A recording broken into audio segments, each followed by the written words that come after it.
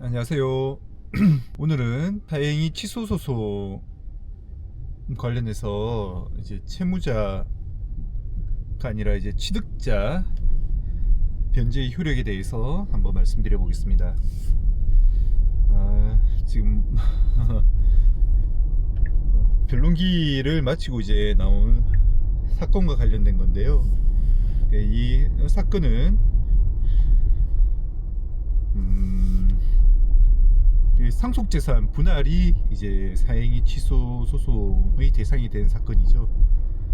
그러니까 부부가 이제 뭐 지금 할머니 할아버지들이죠. 이제 부부가 열심히 이제 일하고 젊었을 때 일해서 이제 만든 재산이 보통 이제 아파트 하나일 텐데, 그래서 남편분 돌아가시고 이제 3남매 잘 키웠죠. 열심히 일하면서 돈 벌어서 그렇게 3남매 잘 키워가지고 남편분이 이제 사망하시고 재작년쯤에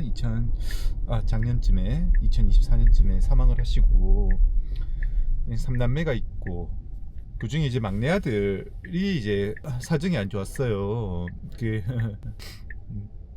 사업을 하다가 사정이 안 좋아져서 채권자가 많이 있는 상태에서, 채권자가 이제 추심 회사들이거든요. 카드빚 같은 채무를 많이 쓰죠. 이제 또 금융회사, 제일금융권에서 채무를 많이 쓰면 여기 주심업체, 대부업체 이런 회사들한테 이제 예를 들어 카드 회사가 채권을 통으로 넘기게 되죠. 이제 특정할 수 있는 다수의 채권을 이제 NPL, Non-Performing 런이라 그러는데, 그런 이제 채권을 통으로 이제 액면액 기준 9천만 원, 1억 원 이렇게 넘기면 그 주심업체들은 그거를 얼마에 살까요? 한 1천만 원에 사려나요? 2천만 원에 사려나요? 그렇게 해서 이제 될 만한 사건들 이제 주심을 해가지고 거기서 이제 이익을 보는 장사인 거죠. 이게 NPL이라는 것이. 그래서 이제 갑자기 왜 NPL 이야기 하느냐, 그 막내 아들이 사업을 하다가 이제 아버지 돌아가셨는데, 돌아갈 사망 시점에 이제 막내 아들이 사업을 하다가 상황이 안 좋아서 채권자들이 많이 있고, 카드 빚 같은 채권을 이제 그 주심업체가 인수를 해가지고 채권 양도를 받은 상태에서 이제 아버지가 사망을 했고, 그 유일한 재산인 아파트를 이제 그런 경우에 이제 어머니 앞으로 상속 등기를 많이 하죠. 상속 등기를 많이 하죠. 형태는 통상적으로 상속 형태는 이제 협의 분할에 의한 상속 등기니까요. 상속할 때 특별히 이제 상속 폭이나 이제 한정 승인은 돌아가신 아버지가 채무가 많을 때 그렇게 하는 거고, 이제 아버지가 돌아가셨고 이제 그 아파트는 엄마랑 아빠랑 젊었을 때 일해가지고 번 돈으로 마련한 아파트니까 그거를 상속재산 분할 협의 보통 배우자 명의로 많이 하잖아요.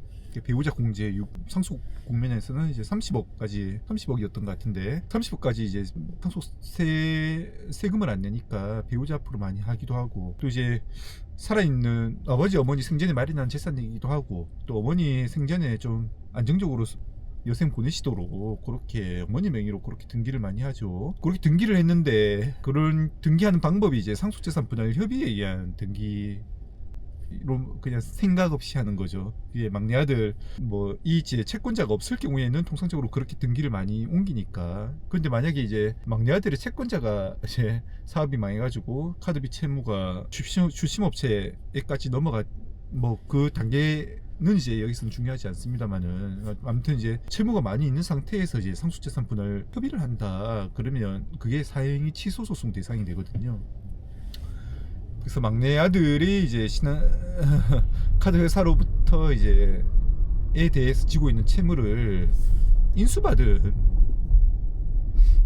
주심업체 이름을 A라 하겠습니다. 그래서 A가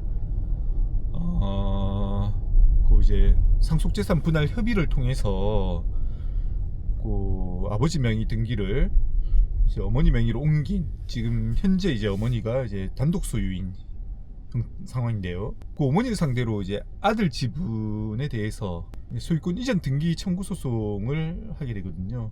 그 상속재산 분할 협의가 그 아들이 받아갈 지분, 예를 들어 이제 9분의 2라고 하겠습니다. 9분의 2 지분에 대해서는 상속재산 분할 협의가 아들에 대한 이제 채권자인 내 A 추심업체를 해치는 행위다. 왜냐하면 이제 그 9분의 2 지분을 상속받아가지고 빚을 갚아야지 왜 어머니 앞으로 그걸 해주느냐. 그거는 나의 권리 침해다. 이제 추심업체가 그렇게 주장을 하는 거죠. 이상한 이야기죠. 이게 분명히 이제 아버지 어머니 노력을 해서 이제 이룩한 재산이고 아버지 명의로 등기가 되어 있을 뿐인데, 그런데 이제 아들이 채권자가 느닷없이 나의 권리라고 주장을 하니까 이게 어이없는 일이기는 하죠. 근데 이 경우에 기본적으로 이제 상속재산 분할 협의도 사행위 취소 소송 대상이 된다라는 게 법원의 기본적인 입장이거든요. 이게 하급심에서 이런 경우에는 상속재산 분할 협의 대상이 되지 아니한다. 이거는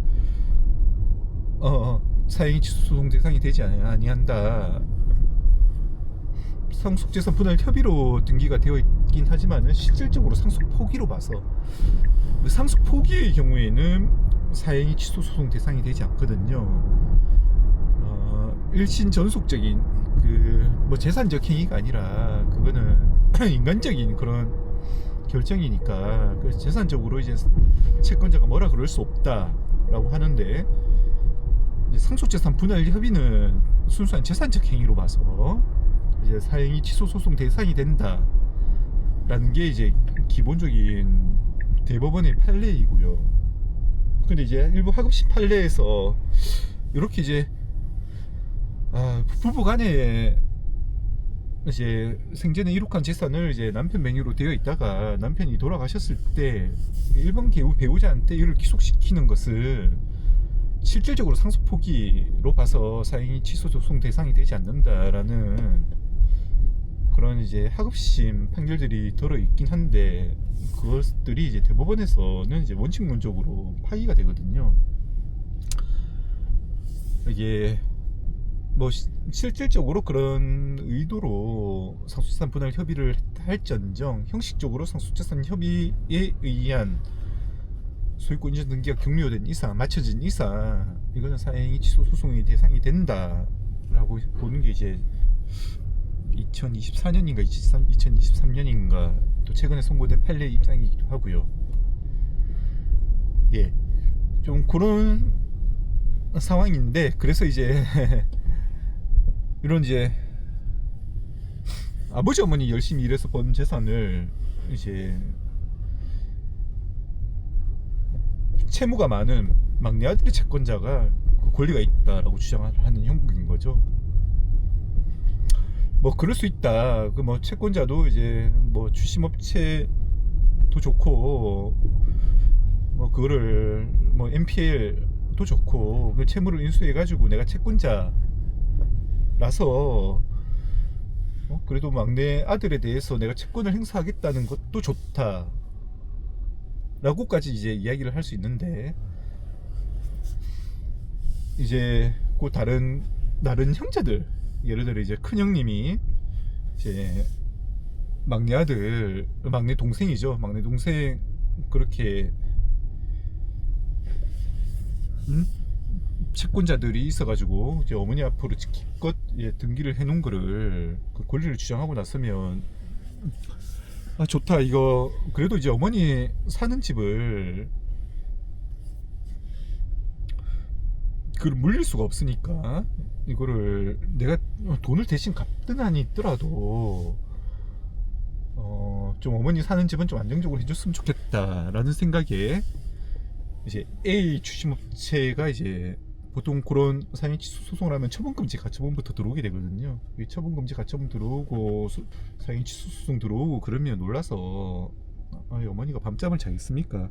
그래서 이제 돈을 대신 갚아가지고 예를 들어 5천만원 채권액인데 봐달라 그래가지고 2천만원 갚아주고 소를 취하시켰다, 이런 상황에서 이제 그런 추심업체가 이제 여러 개 있는 거죠. 예를 들어 이제 카드 회사에서만 빚을 진 게 아니라 은행에서도 빚을 지고 어디 뭐 담보대출도 받았고 그런 상황에서 이제 여러 가지 채권자들이 이제 여러 개의 이제 주식업체한테 채권을 양도한 경우에 계속 이제 주식업체에서 소송을 들어오니까 그때마다 그러면 내가 돈을 줘서 이거를 뭐 소를 취하시키거나 합의를 하고 싶은데 그런데 이게 여기에서 이제 그러면 그 뭐 아파트 가격이 뭐 3억 원이라 하고 뭐 막내 아들 지분이 9분의 1이라고 해서 그 재산이 대해서 이제 6천만 원이다. 9분의 2 지분 가치가 6천만 원이면 내가 6천만 원에 대해서만 책임을 지고 싶습니다라고 하는데 그걸 어떤 방식으로 그 이야기를 해야 되냐가 이제 또 문제가 될 수 있는 거거든요.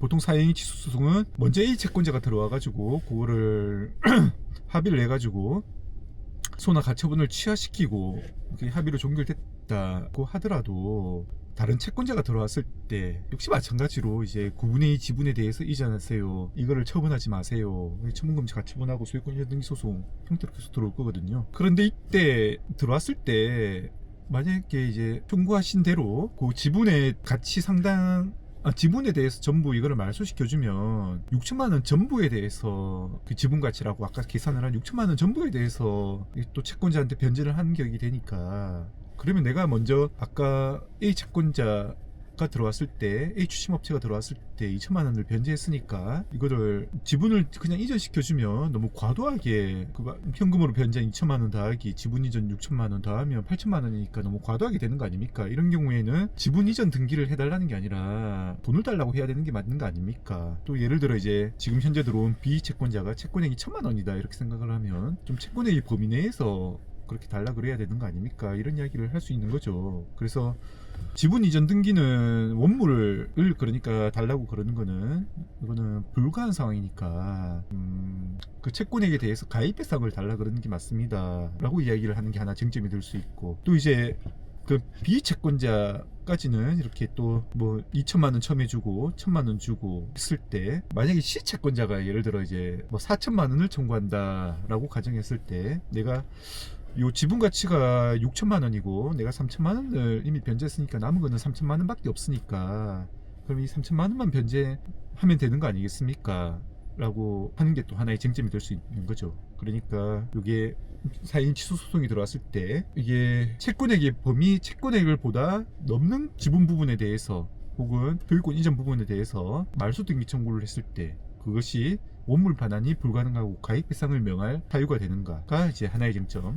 그리고 이제 다음에 내가 요 비채권자가 이제 사행위 취소 소송이 들어왔을 때 A 채권자한테 현금으로 변제한 사정이 이제 이게 원물 반환이 불가능하고 가입배상을 명할 그런 사정이 될 수 있을까가 이제 두 번째 쟁점인 거고 이제 세 번째 쟁점으로 이제 이야기할 수 있는 것이 그러면 C라는 추심업체가 다시 소송이 들어왔을 때 앞서 변제한 금액에 대해서 내가 변제를 했으니까 나는 이제 3천만 원만 더 책임을 지면 됩니다 라고 이야기를 할 수 있는가가 또 하나의 쟁점이 될 수 있는 거죠. 어떻게 보면 좀 당연하다고 볼 수 있죠.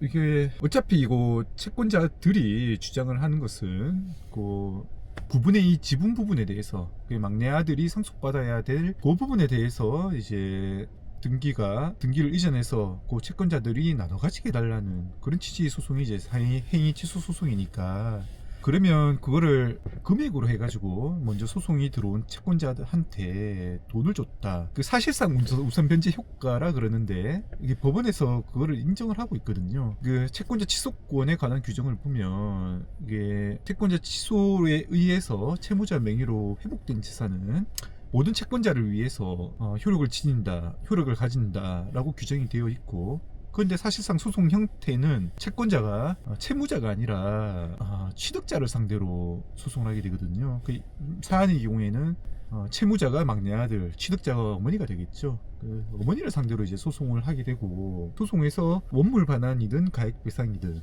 원물 반환의 경우에는 또 이제 돌아가신 아버지 앞으로 이제 등기를 이전하라, 말소하라가 이제 원칙적인 형태가 될 것이고 그런데 채권자한테 이제 그 등기를 이전하라 혹은 가액을 배상하라라는 판결을 내리기도 하거든요. 다만 이제 그 받은 금액은 채권자가 그 당신의 채권만에 대해서 추심을 하라는 게 아니라 모든 채권자들을 위하여 이제 효력이 있다라고 이제 라는 의미에서 그렇게 돈을 주는 거긴 하지만은 사실상 채권자가 그 돈을 가지고 내 채권을 추심했을 때 다른 채권자들을 위해서 이제 공탁해야 될 의무까지 있는 건 아니거든요. 그 다른 채권자들이 내가 이제 그 막내 아들한테 이야기를 해봤더니 여차저차 해가지고 이런 소송 거가지고 돈 6천만 원어치는 다들 이제 변제가 됐다고 합니다. 그러면 그 변제된 채권자들을 찾아가가지고 이게 안 보내주세요라고 이야기를 해야 된다. 라고 하는 게 이런 법원의 입장인 것 같은데, 이제 그게 이제 이런 법원의 입장이라고 한다면, 예를 들어 이제 내가 앞서서 쟁점 2번인 거죠. 앞서서 내가 2천만 원을 변제했으면 거기에 더해서 이제 원물 반환을 명해서는 안 되는 거죠. 그러면 이제 그 2천만 원 변제한 것에 대해서 모든 채권자들의 이제를 위해서 효력이 있다라고 하는 그 규정 자체가 이제 효력을 파문화되는 거죠. 파문화되는 거고, 또 이제 마찬가지로 이제 마지막 쟁점에 대해서 그 뭐 시시라는 채권자가 뭐 4천만 원을 청구했을 때 내가 3천만 원을 변제했습니다라는 항변을 할 수 있는가라는 문제에 대해서도 모든 채권자들을 위해서 효력이 있다면 그 3천만 원 당연히 이제 변제한 내용으로 인정이 돼야 되고, 그 시시라는 채권자가 당연히 취소 소송을 제기해 왔을 때 뭐 8천만 원 채권량이 있다고 하지만은 1천만 원만 가액배상을 명하는 게 맞다고라고 생각을 하는데, 그런데 또 막상 또 법원에서 변론하는 과정에서 법원의 입장을 접하게 되면 이게 가액배상 사유가 아니라고 하거든요. 그러면 이제 그 큰아들 입장에서는 막내아들 효심이 지극한 큰아들이죠. 사실 보면 이 막내아들 어머니 좀 유해가지고 막내아들 채권자 빚지고 연락도 안 되는 막내아들 채권자들 자꾸 청구들 오는 거 내가 물에서라도 이제 그 돈을 갚아버리고 어머니 좀 편하게 지냈으면 좋겠다 싶어서 돈을 갚아도 계속 이제 원물 반환 소송이 들어온다 그러면 그리고 이거를 언제까지고 그 소송에 대응을 해야 된다 그러면 그게 또 이제 마땅하게 내가 그 돈을 그러면 갚아야 됩니까? 갚지 말아야 됩니까? 그냥 이게 지분을 이제 내줘야 됩니까? 해줘야 되는 방법밖에 없습니까? 라고 물어보는데 저도 갑갑하더라고요. 분명히 그게 채권자 취소 소송에서 이제 회복한 거, 이게 변제가 회복한 거죠. 그 회복이 모든 채권자들을 위해서 효력이 있다면 당연히 이제 원물 반환 불가능하고 가액배상을 해줘야 된다. 이제 보는 게 맞을 것 같은데, 또 이제 재판장님 입장은 또 그렇지 않으신 것 같아서 물론 마지막에 제가 좀 가액배상을 좀 합의는 제안도 하고 있었으니까 가액배상을 좀 하게 해주십시오. 이제 그렇게 읍수를 한 거죠. 읍수를 하니까 이게 가액배상 사유가 아닌 것 같은데, 사실 좀 그 부분이 제일 사실 문제긴 하거든요. 그래서 청구 서면을 내어달라. 그래서 제가 이거를 좀 변론기일 연기를 해달라고 요청을 드렸지만은 이게 또 취득자 선의 부분에 대해서 좀 진술을 번복한 부분이 있어서 재판장님이 선의는 인정을 못하겠다는 그런 심정이 굳어진 상태이고 결심을 하겠다는 그런 상황에서 가액배상 부분이라도 좀 받아달라 이렇게 읍소를 하는 상황이라서 제가 그거를 좀 선고기일을 좀 여유있게 지정을 받고 좀 합의 여지를 좀 타진하고 좀 그런 부분에서 좀 변론을 마무리하는 것으로 이제, 그리고 좀 더 이제 합의의 가능성이 있게 좀 청구 서면을 제출하게 할 기회를 기회를 받은 거에 대해서 좀 만족을 하는 것으로 변론을 종결을 했는데, 좀 끝나고 나서도 그 일회인 분하고 아드님 분하고 어머니랑 큰아들이죠. 큰아들하고 한참 이야기하면서 어떻게 해야 됩니까 변호사님, 좀 그걸 좀 확실하게 좀 해주시면 제가 돈으로라도 갚을 의사가 있습니다 라고 하는데 지금 뭐 재판장님이 이제 원물 반환도 해야 된다라고도 저는 그렇게 생각을 하는데, 재판장님이 원물 반환 을 해야 되고 가액 반환 사유가 안 된다라고까지 말씀하시는 마당에 이거는 무조건 좀 합의를 해야 됩니다. 이게 원물 반환을 하게 되면 지분을 채권자들이 가지게 되는 그런 상황인데, 지분을 가지게 되면 공유물 분할을 위한 경매, 비송적 자산 경매라고 하는데 그 경매가 들어올 수 있고, 그런 경우에 그 지분을 공유자 우선 매수권으로 가져오려면 그 6천만 원보다 훨씬 더 큰 금액이 들 수가 있습니다. 그래서 우선은 재판장님께서 이제 청구 서면 제출할 기회를 주셨듯이 요거를 한번 최대한 그 기회를 활용해 가지고 채권자하고 좀 재금 지급 기한이라도 유예를 받을 수 있게끔 좀 합의를 하고 또 다른 채권자가 들어왔을 때 좀 거기에 맞춰서 대응을 하면 좋겠습니다 라고 이야기를 하는데, 그 의뢰인의 아드님이 이제 답답한 사정도 이제 너무나 잘 이해가 되는 거죠. 이게 계속 이제 채권자가 들어올 때마다 이제 원물 반환이라고 하면 그거를 나는 이제 6천만 원만 이제 딱 내고 끝 했으면 좋겠는데 그게 이제 불확정적인 상황이라면 참 힘든 거죠. 이게 또 자기 돈이고 자기가 잘못한 거고 자기 채무라면 이제 얼마 또 책임지겠다 그렇게 할 수도 있지만은 또 막내 동생 채무에 대해서 또 어머니가 살고 있는 집에 하니까 이제 가족 간의 감정까지 그렇게 엮이게 되니까 아이고 참 힘드네요. 힘드네요. 저도 그냥 좋은 마음에 좀 도와드리고 싶어서 또 어찌할 바를 몰라서 그렇게 사건을 맡아서 하게 되었는데 또 의도한 방향하고 제가 생각한 법리가 맞나라고 이제 생각이 들게끔 그렇게 변론이 진행되다 보니까 또 거기에 맞춰서 또 어떻게든 승소를 하게끔 이끌어야 되는 게 또 변호사의 임무이기도 하고요. 뭐 수임료가 얼마 됐든 좀 그렇게 이끌어야 되는 게 임무긴 한데 좀 재판장님이 또 그렇게 하시는 거에 대해서도 좀 이해가 되기도 하고 그런 현재 상황에서 좀 최선을 다해서 좀 일을 잘 매듭을 지어야 되는데 뭐 다들 뭐 입장이 이해가 되니까 그래서 그거를 뭐 과연 제 막내 아들 채무가 6천만 원이 되는지 안 되는지 좀 그거부터 좀 확인을 좀 해보시라 라고 이제 이야기는 드렸는데 일단 뭐 제 일은 과연 이제 쟁점 이해에 대해서 돈을 변제했을 때 그게 몸을 완환이 아니라 가입 배상 사유가 되는지 좀 그 부분만 조금 확인을 받더라도 한결 좀 마음이 가벼워지지 않을까 좀 그런 생각입니다. 이게 수임료가 이제 많이 받고 하는 사건이 더 쉬울 수도 있고 적게 하고 안 받거나 적게 받는 사건이 더 힘들게 할 수도 있고 그런데 이번 사건은 좀 많이 힘든 그런 느낌입니다. 네, 감사합니다.